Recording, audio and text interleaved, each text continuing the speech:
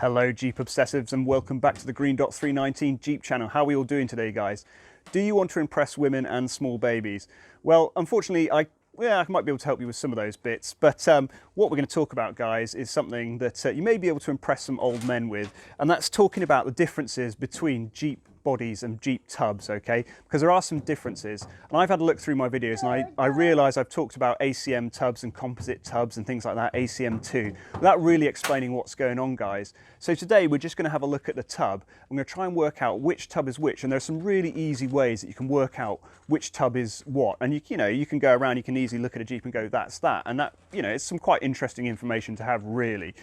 So let's have a look, guys, at the differences between all these different tubs, and let me explain what's going on so that you can work out what tub is on your Jeep, okay? Yeah. Good work.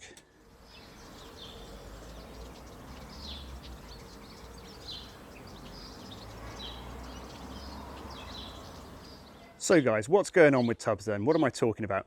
Right, let's break it down easily, okay? There are three main types of tubs we're looking at on the Jeep, okay?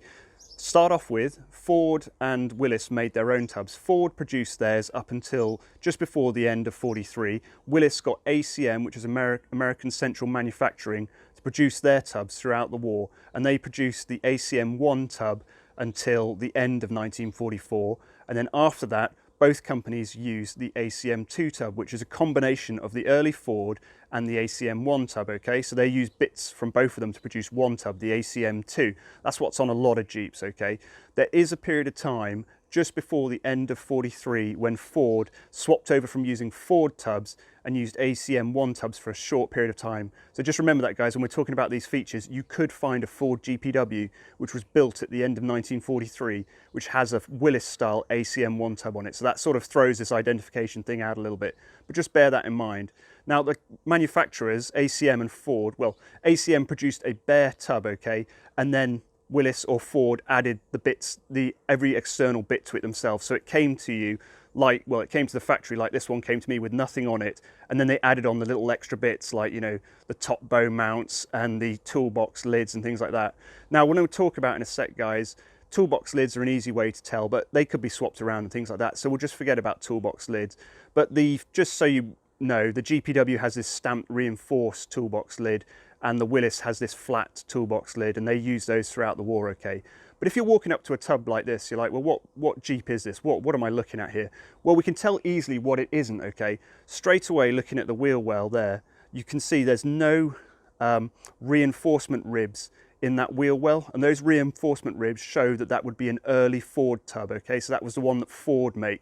So straight away, we can say this isn't a Ford tub, but we can't tell a huge amount else at the moment. So let's get a little bit closer to it. Let's just quickly have a look around this side. If we look in the corner here, it's got a Y bracket there, a Y reinforcement bracket. You could say this isn't an early Ford tub again because they didn't have that. That's a Willis part. But the Y bracket is in the ACM1 and the ACM2 composite tub. So you couldn't say this isn't an ACM2 tub, okay? So that's the next thing, right? Then we come round, guys, and let's look at this toolbox. So if this had a rectangular latch there where the round hole is, where that round dimple is, if it was rectangular, that means it would be a Ford tub, okay, an early Ford tub. So we know if that was rectangular, it's definitely a Ford tub, okay?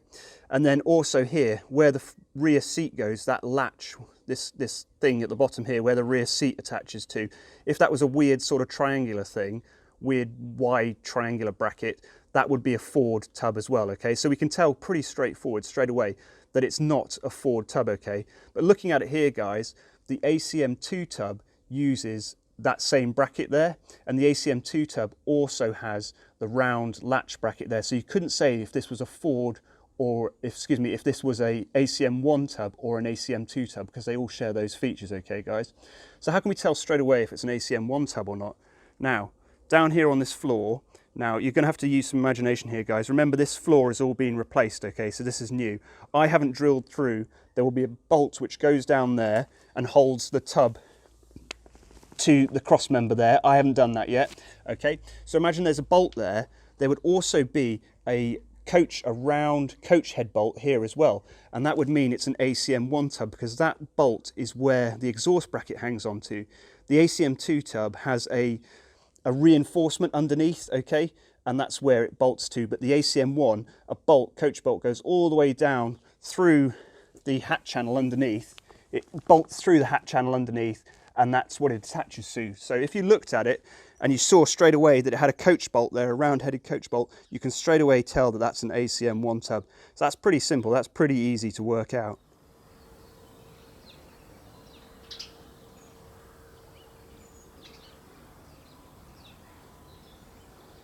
So let's dive in a little bit deeper then, guys. Now you guys will all be shouting about the hat channels underneath are different, okay? So the ACM1 difference and the ACM2 difference, the major big difference is these hat channels underneath, the Ford style hat channels.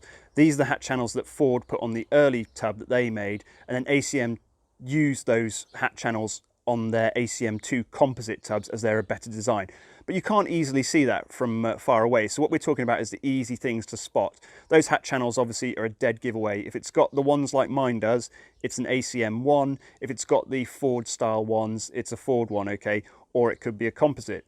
But if you lift up the hood on a Jeep, easy way again to tell whether it's ACM1 or composite, guys, or an early Ford, okay? So straight away, if it has these square toe board gussets, it has to be an ACM1, a Willys ACM1.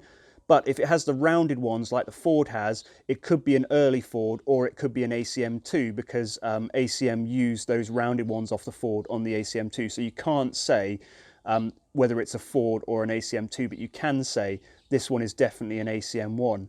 Next thing, easily to tell whether it's an ACM1 or not an ACM1. Actually, no, to tell if it's an ACM1 is here, right?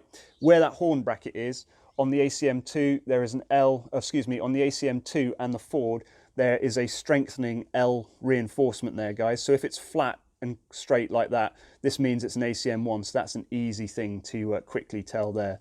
And then, now, this is something, guys, I might get wrong here, so bear with me. But I can't find any info about it, but I seem to remember, I can't remember off looking at my Jeep, I'd have to have a look at my old Ford. But if it's an ACM2, I think this portion here is made out of 2 pieces, whereas if it's an ACM1, there's 3 pieces here, guys. I think that's possibly it. If it's wrong, I apologise, you can correct me down below. But there's definitely something about this channel here which you can tell whether it's an ACM1 or an ACM2, but I think it's the three pieces there.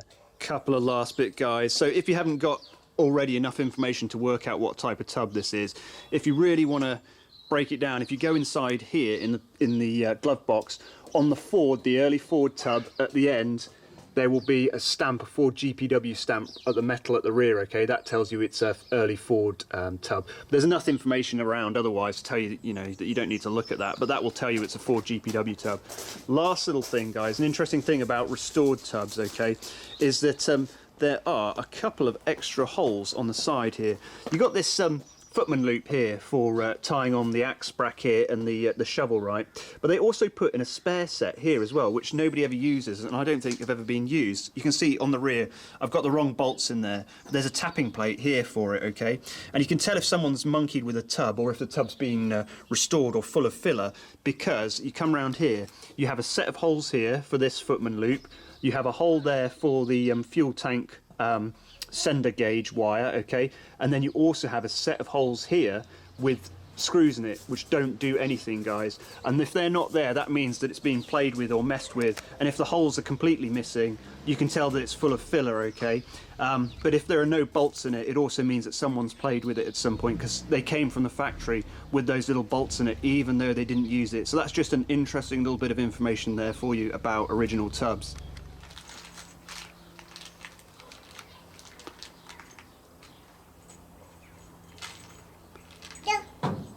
Go on, get the spanner out. Ellie, get the spanner out. Where's the spanner? You gonna work on it? The spanner. Do you want to do some spannering? Do some spannering.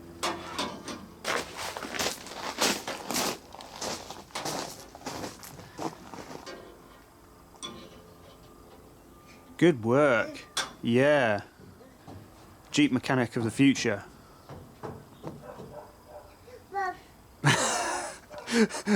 Yes, woof.